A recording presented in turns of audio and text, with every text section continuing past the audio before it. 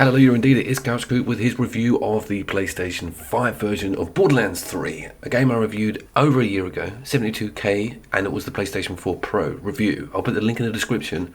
There were controversies afoot. It wasn't perfect, it was suffering in some major areas. I want to be clear, that was only for the split screen stuff, and the reason it hurt me so bad was because I was a big fan of Borderlands 2, and it ran very well on the Xbox 360, and it also had a vertical split as opposed to a horizontal. I didn't actually notice any options for a vertical, so don't worry, I'm sure something will happen in that direction, but have they sorted out that below 30 frames per second that we were seeing on the split screen version of this game on the PlayStation 4 Pro? Yes, they have, beautifully. I'm gonna sharpen my blade on your spine! If it's not 60 frames per second, it's pretty damn close. If it's not a PEG 60, then it's either uncapped or it's getting really close to 60 frames per second 90% of the time. So Dirt 5 and Call of Duty 5 can boast those stats, and now Borderlands 3 can, and it just feels liberating, to say the least.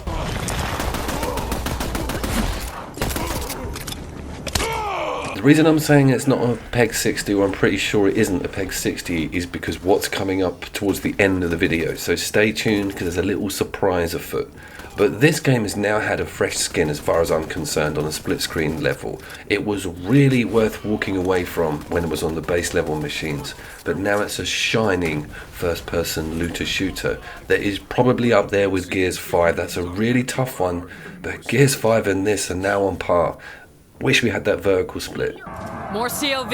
Let's see what you got. So that's the crazy frame dips covered, and if you saw the previous video or have played this game on the base level machines, you'll know that going into that infantry almost brought the whole game to a standstill on the other person's screen. Tested it straight away. Keep your eyes on the top screen here. Nothing. No juddy little glitches in the frame rates or stoppage, nothing. Smooth as butter, in or out of the menus. This goes for in the shops, talking to NPCs.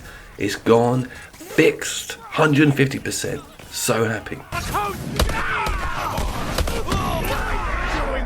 Maybe 150% fixed, but it cost me 430 quid to get the 5 and pull the night shift for 3.5 months on the Argos website to get the damn machine to be able to say that. And we had the same thing with the Cyberpunk stuff, where really this game should not have been in that sort of mess on a split screen level in the first place. It was absolutely dire, right, Michael?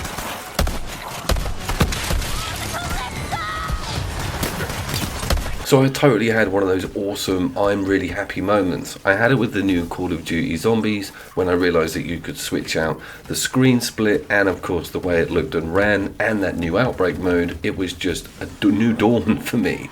But with this, it was a game I loved so much on a split screen level with its prequel that my heart was so shattered when I saw how badly it ran on that previous system.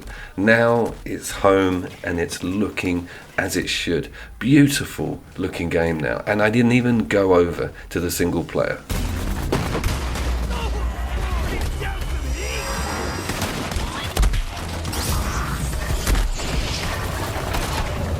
This footage is running the death test scene, so when you died on the previous versions of this game, you would also experience massive judderiness on the screen that didn't die. As you spawned in, things would stop and start. It would just be so disruptive. If you played it, you'll know exactly what I'm talking about. And the joy is, you can take that disc and put it into your 5 and get the free upgrade.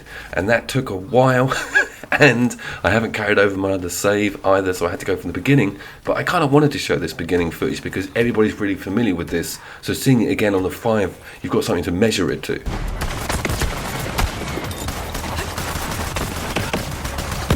Now I sound like I'm kind of crapping on Gearbox and Randy with the state of the previous version of this game on the base level systems, and the truth is I shouldn't, because it's a AAA release, it was a looter shooter, and they were striving to make sure that it was a split screen game, be it running terribly or not. If they didn't include that split screen version on Borderlands 3, there just would have been uproar. It's kind of the thing, and thank God they kept it, and wow, we now have its perfect form.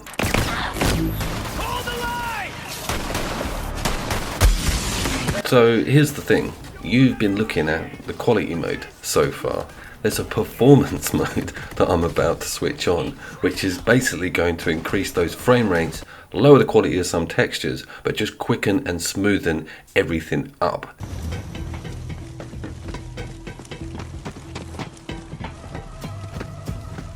What'd you say you was gonna do to my gal pal Lil? Now, I've been saying this on a few of my PlayStation 5 videos, and it's the point that the new generation of consoles are more than capable of handling really amazing looking split screen games, and it's very good news that the opening gambit of releases lent on that as a playable aspect. Dirt 5, Call of Duty 5, and of course anything else that's on the horizon. Little Big Planet's already been out, but fingers crossed we get more stuff like this, because this is so welcome and so cool. And grab your copy of Borderlands 3 and whack it into your PlayStation 5 when it turns up.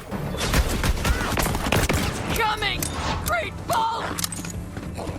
Free PS5 performance patches or PS5 versions of PS4 games that are radically differently performing.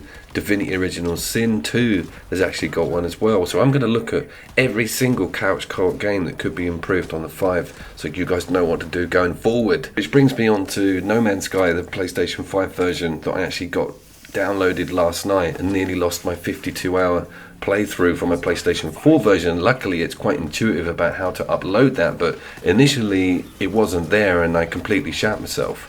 But what is amazing is how much has changed on it, and you'll be seeing that very shortly. It took me nearly half a decade, but I think I'm finally happy with that game. So headphone users beware, I will see you there.